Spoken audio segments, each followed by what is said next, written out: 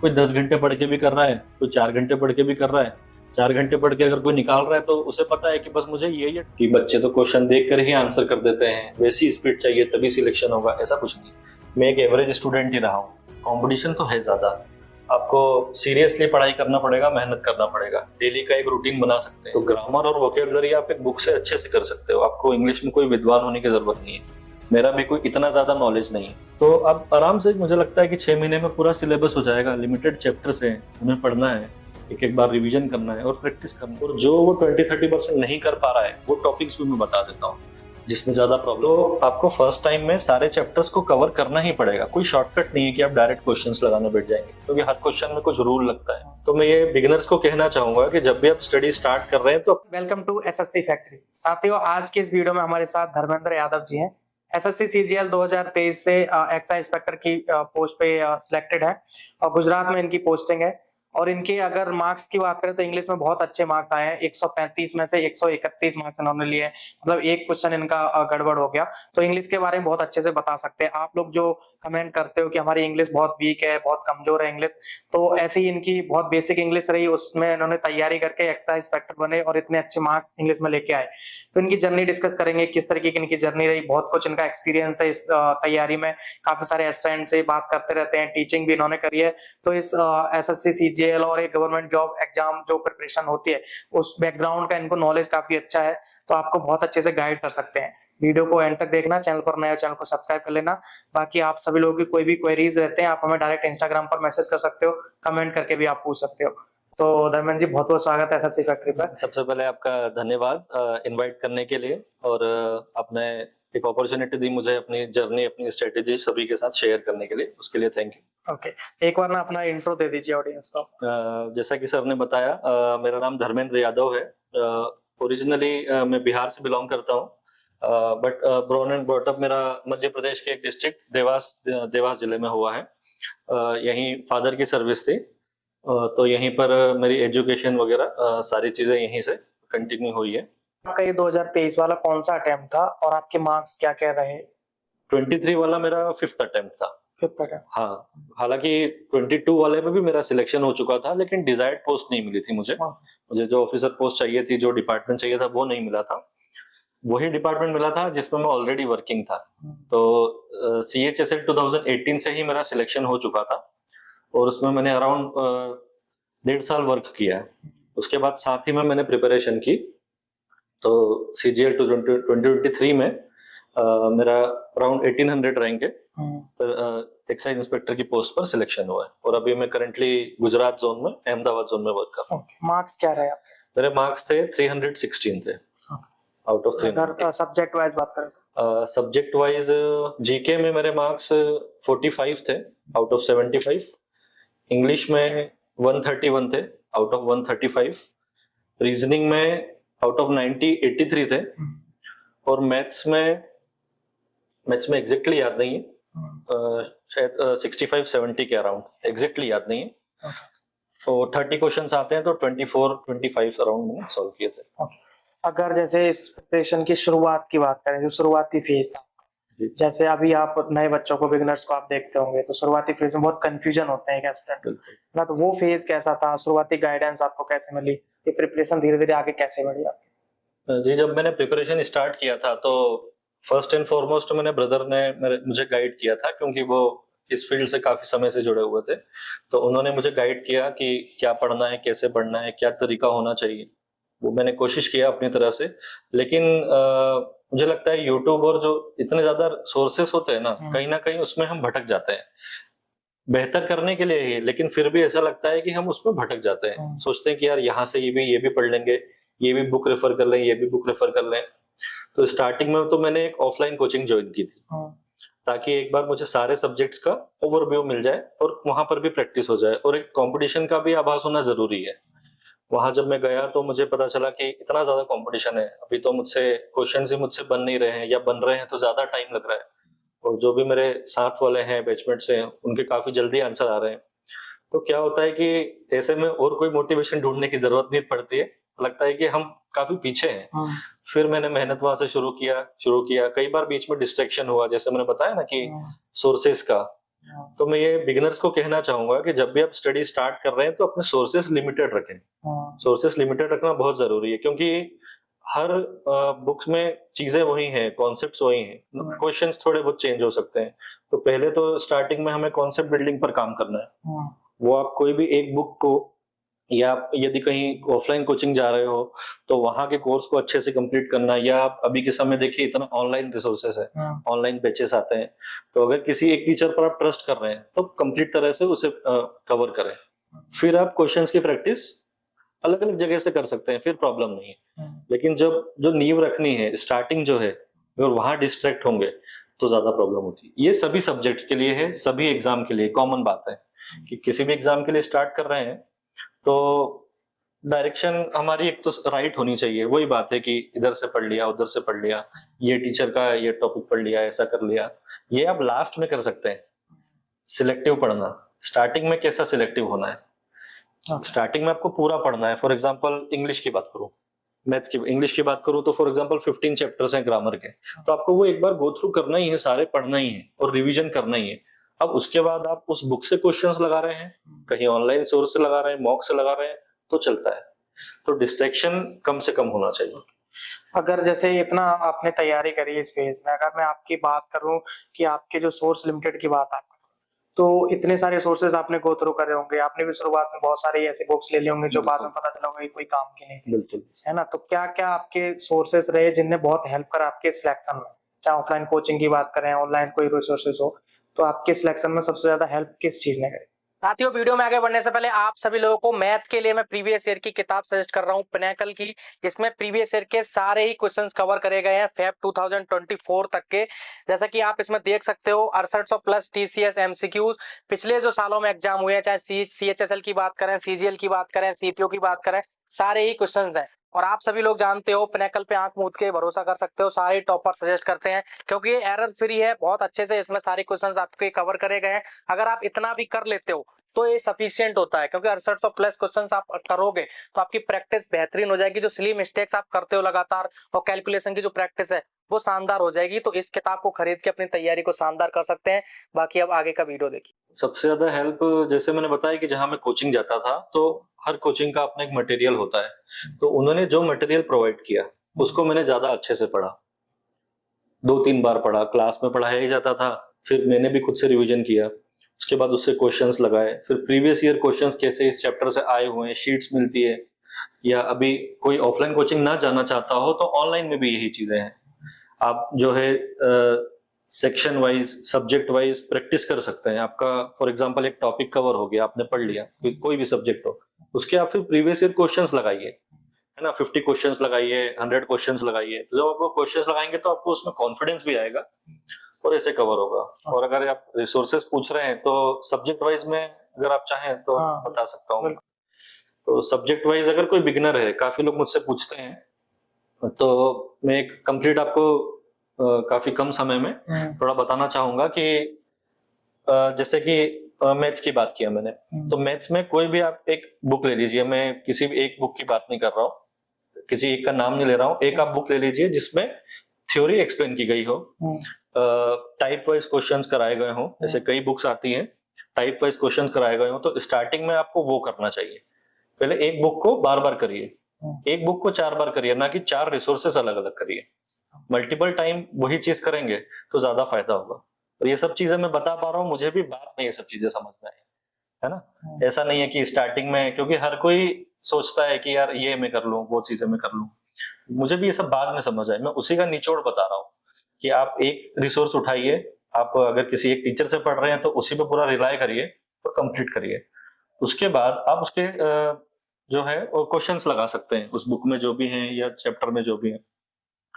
और particular resource तो मैं क्या बताऊं, मैंने जैसे केडी पब्लिकेशन से पढ़ाई की थी स्टार्टिंग में ऑफलाइन कोचिंग, तो उनकी जो बुक्स आती थी उससे मैंने कंप्लीट प्रिपरेशन किया। उसके बाद फिर सेल्फ स्टडी की है, आगे के 2-3 ईयर्स मैंने सेल्फ स्टडी किया।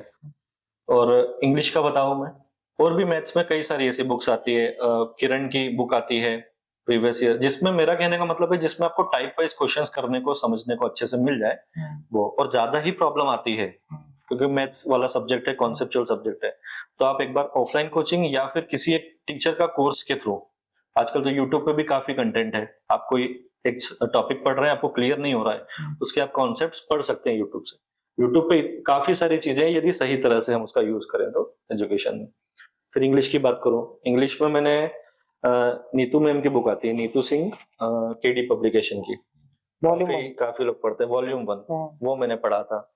क्या तरीका है उसको पढ़ने का, मैंने बताया कि उसमें 15 अराउंड ग्रामर के चैप्टर्स दिए हुए हैं, उसके बाद वोकेबलरी दी हुई है, जितनी तरह की वन वर्ड्स, इडियम, हर तरह की एंटोनिम, सिनोनिम, हर वोकेबलरी आती है। तो आपको फर्स्ट टाइम में सारे चैप्टर्स को कवर करना ही पड़ेगा, कोई शॉर्टकट नहीं है कि आप डायरेक्ट क्वेश्चंस लगाने बैठ जाएंगे, क्योंकि हर क्वेश्चन में कुछ रूल लगता है। और जैसे हम कहते हैं कि इंग्लिश तो अंडरस्टैंडिंग वाली चीज है, पहले नॉलेज होगा तब तो आप एक्स्ट्रा क्वेश्चंस भी कर पाओगे। तो यही मेरा कहना है कि एक एक करके आप 2-2, 3-3 दिन, 4-4 दिन, जितना उस चैप्टर का वेटेज है, जितना वो बड़ा है, उतना उस पर टाइम दे दे के उसे कवर करना। और पैरेलली साथ में ही आप वोकेबलरी 10-10, 20-20 डेली याद कर सकते हो। 10 इसकी इस टॉपिक के कर लिए, 10 उस सिनोनिम्स के कर लिए, 10 ऐसे कर लिए। तो मैंने ऐसे किया है, उस बुक को मैंने काफी बार कवर किया। और जैसा मैंने बताया आपको कि मैंने टीचिंग भी की थी, जब मैं प्रिपरेशन कर रहा था तो इंग्लिश पढ़ाता था, मैथ्स पढ़ाता था, रीजनिंग पढ़ाता था, तो इंग्लिश को मैं उसमें से पढ़ के भी पढ़ाता था। और भी रिसोर्सेस थे, ऐसा नहीं है, लेकिन उस बुक की यदि मैं बात करूं तो वो काफी बार पढ़ने से मेरी उसमें पकड़ अच्छी बन गई उस सब्जेक्ट में।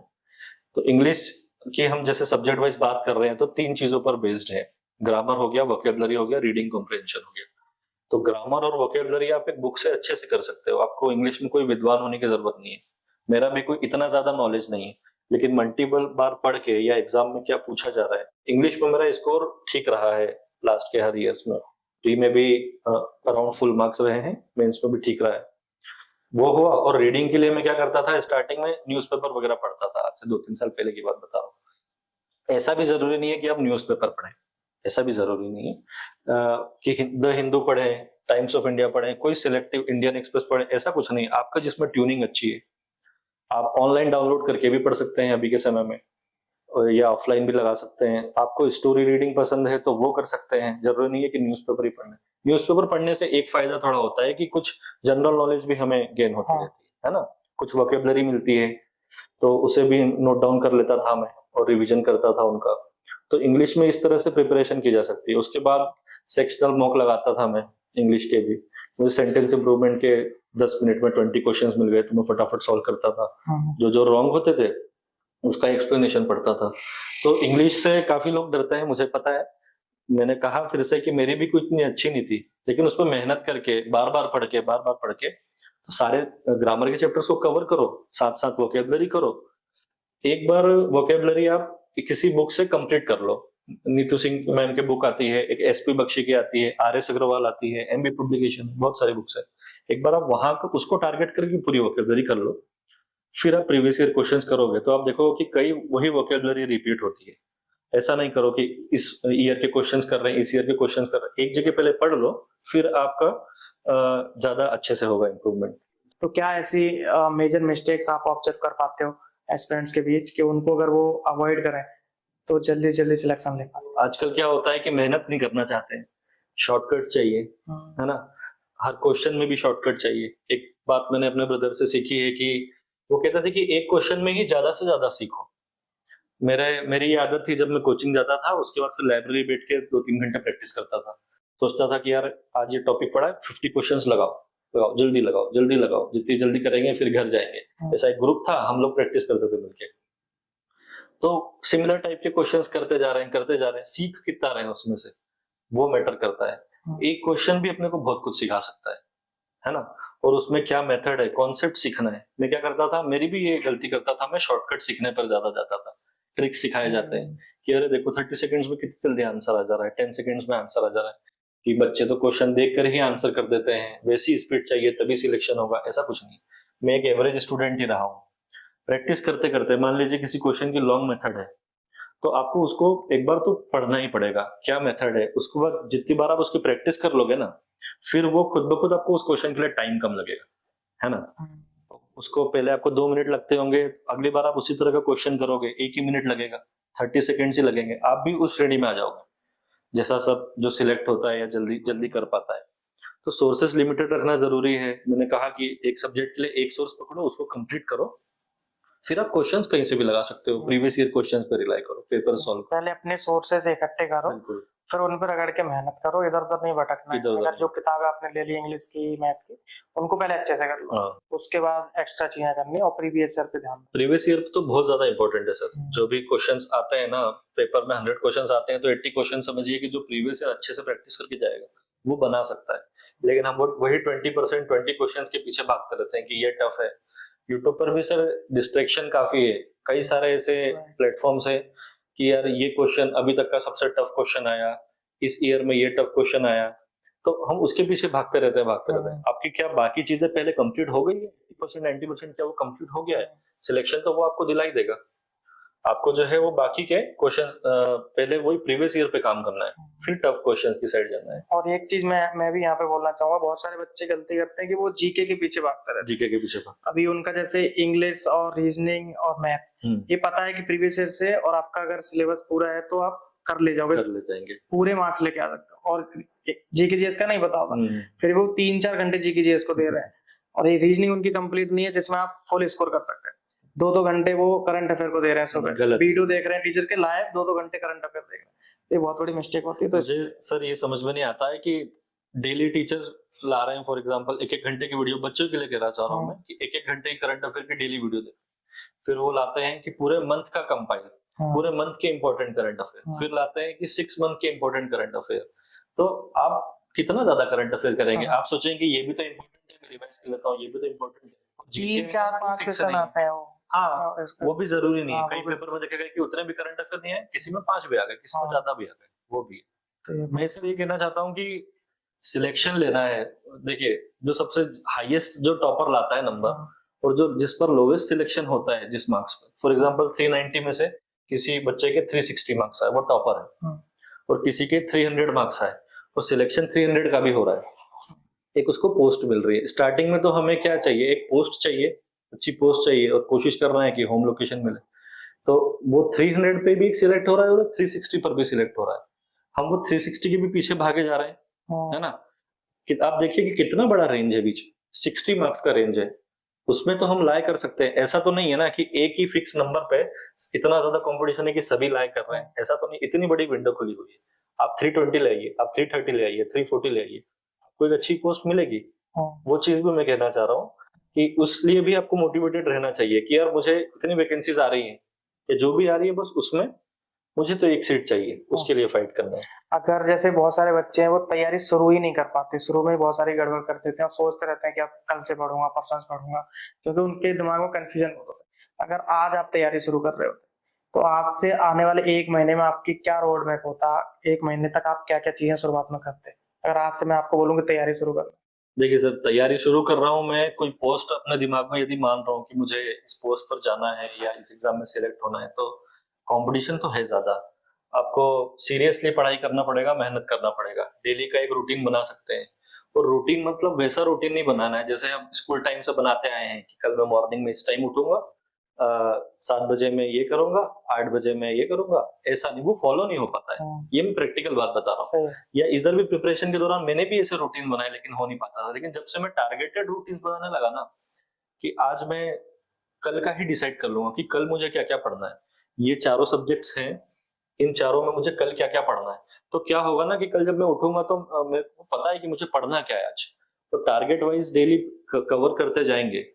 टोटल मिला के मान लो कि 60 चैप्टर्स है सभी सब्जेक्ट के, आप दो दो को, एक एक को टारगेट कर करके उसको कवर करिए। जैसे जैसे वो 20 पे होगा, 30 पे होगा, 40 पे होगा, कॉन्फिडेंस लेवल भी बढ़ता जाता है कि हाँ इतना मेरा कवर हो चुका है। फिर उसके क्वेश्चंस लगाइए तो उससे हेल्प मिलेगी। ये सब चीजें मतलब है कि बहुत ज्यादा जरूरी है। रूटीन बनाना जरूरी है, लेकिन टारगेटेड होना चाहिए, वो टॉपिक्स के टारगेटेड होना चाहिए, सब्जेक्ट वाइज टारगेटेड होना। ऐसा नहीं है कि 6 बजे ये किया, 6 बजे मैं अलार्म लगाऊंगा, और वो भी 2-3 तरह के अलार्म लगाऊंगा, एक 6:05 का लगाऊंगा, एक 6:15 का लगाऊंगा, है ना, फिर बंद करके सो जाऊंगा, 8 बजे उठूंगा। सबके साथ होता है, ह्यूमन नेचर है। अगर अलार्म की जरूरत पड़ रही है और इस तरह की मोटिवेशन की जरूरत पड़ रही है तो फिर कैसे हो पाएगा? आप थ्रू आउट सर कई बार क्या होता है कि मैं भी डिस्ट्रैक्ट हो जाता था, या फिर ऐसा फ्रस्ट्रेशन हो जाता था, क्योंकि मैंने फेलियर्स बहुत ज्यादा देखे हैं। मैंने रेलवे की भी एग्जाम दी है, वहां भी मैं सिलेक्ट हुआ था। आरआरबी एएलपी का होता है, लोको पायलट, SI भी दिया था RPF, उसमें भी मैं लास्ट राउंड तक गया था, लेकिन लास्ट में जैसे जो लोको पायलट का बता रहा हूँ तो उसमें मैं मेडिकल आई साइट की वजह से मैं नहीं हो पाया। कई बार मैंने फेलियर्स देखे हैं। SSC की एग्जाम, उसमें मैंने रात में रिजल्ट आया, नहीं हो पाया, लास्ट तक पहुंच के 2 दिन काफी उदास था, फिर अपने को जीरो से शुरू करना है। तो अगर करना है तो करना है। आप अपने पेरेंट्स को देखिए, उनका फेस देखिए कि उन्होंने कितना सेक्रीफाइस किया है। यदि हम इतनी एजुकेशन कर पा रहे हैं तो ही हम काफी ब्लेस्ड हैं, लेकिन कई लोगों को तो मुझे लगता है वो भी नहीं मिल पाता है। एक और बच्चे को मतलब सिलेबस कंप्लीट करते टाइम या फिर तैयारी करने में एंटर करता है तो टाइम फ्रेम का बहुत होता है कि ये तैयारी 1 साल में हो जाएगी, 2 साल में हो जाएगी। आपके हिसाब से एक आइडियल टाइम फ्रेम क्या लेके चलना चाहिए? एक बेसिक एवरेज स्टूडेंट तैयारी में आ रहा है कि उसका सिलेबस 6 महीने का टारगेट रखना है कि 1 साल, एवरेज एक आइडियल टाइम फ्रेम क्या होता है? देखिए सर, मुझे लगता है कि ये कई लोगों का क्वेश्चन होता है, कितना समय लग जाएगा तैयारी में? आप कितना घंटे पढ़ते थे? मुझसे कई लोग पूछते हैं, आप कितना घंटे पढ़ते थे सर? तो ये जो है ना कि आवर्स के हिसाब से स्टडी करना, ये बिल्कुल गलत है। मैं पहले भी कह चुका कि टॉपिक के टारगेट के हिसाब से पढ़ाई करिए। कोई 10 घंटे पढ़ के भी कर रहा है, कोई 4 घंटे पढ़ के भी कर रहा है। 4 घंटे पढ़ के अगर कोई निकाल रहा है तो उसे पता है कि बस मुझे ये टॉपिक्स मेरे वीक है, उस पे काम करना है। ज़रूरी नहीं है 10-10 घंटे बैठ के करना। और कोई आज से भी शुरू करेगा ना, और वो सही डायरेक्शन में करेगा, जैसा-जैसा मैंने बताया कि भई ज़्यादा डिस्ट्रैक्ट नहीं होगा, पर्टिकुलर कुछ रिसोर्सेज़ फॉलो करेगा, तो उसे क्या करना है, सिलेबस कंप्लीट करना है और साथ-साथ क्वेश्चंस तो वो कर ही रहा है चैप्टर वाइज़ अभी, और लास्ट में प्रैक्टिस करना है प्रीवियस ईयर, वो भी साथ-साथ कर सकता है। डेली का आप 5 घंटे भी देंगे, 4 घंटे भी देंगे, सब्जेक्ट वाइज़ 1-1 घंटा दे दो।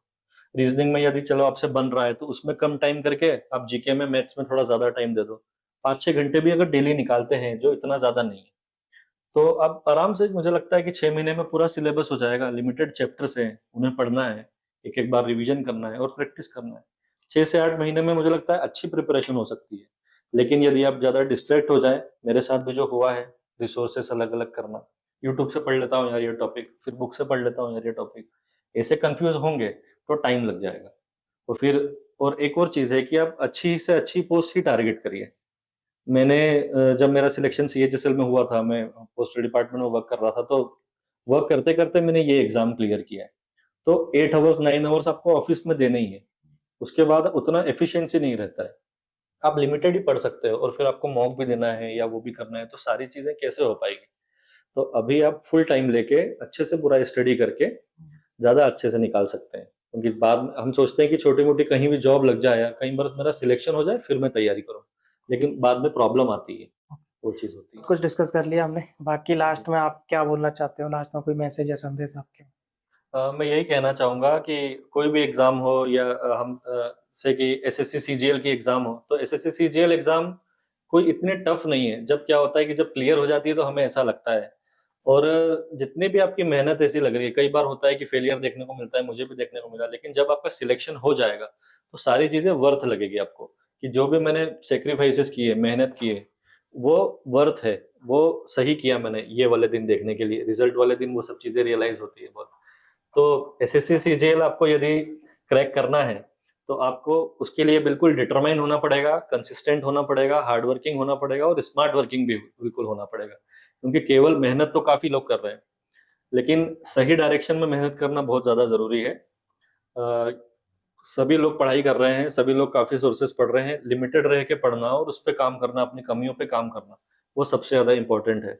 और मैं कहना चाहूँगा कि पेरेंट्स का सपोर्ट ये सब में बहुत ज़्यादा मैटर करता है, क्योंकि ये ऐसी एग्ज़ाम्स हैं, कई बार हमें समय लग जाता है। तो मुझे भी, मैं कहूँ कि मेरे फैमिली का बहुत ज़्यादा सपोर्ट मिला है, मेरे ब्रदर का, मेरे सिस्टर्स का, सभी का, जो भी मेरे रिलेटिव्स थे और मेरे फ्रेंड सर्कल था, उन सबका बहुत सपोर्ट मिला है। तो एक हेल्दी कॉम्पिटिशन भी इम्पोर्टेंट है और ऐसे लोग हमारे आस-पास होने चाहिए जो हमें मोटिवेट भी करते रहें। इससे हमें साहस मिलता है। तो यही मैं कहना चाहूँगा, और आपके आने वाली सभी एग्ज़ाम्स के लिए मैं ऑल द बेस्ट कहता हूँ। मेहनत करने से ही होगा।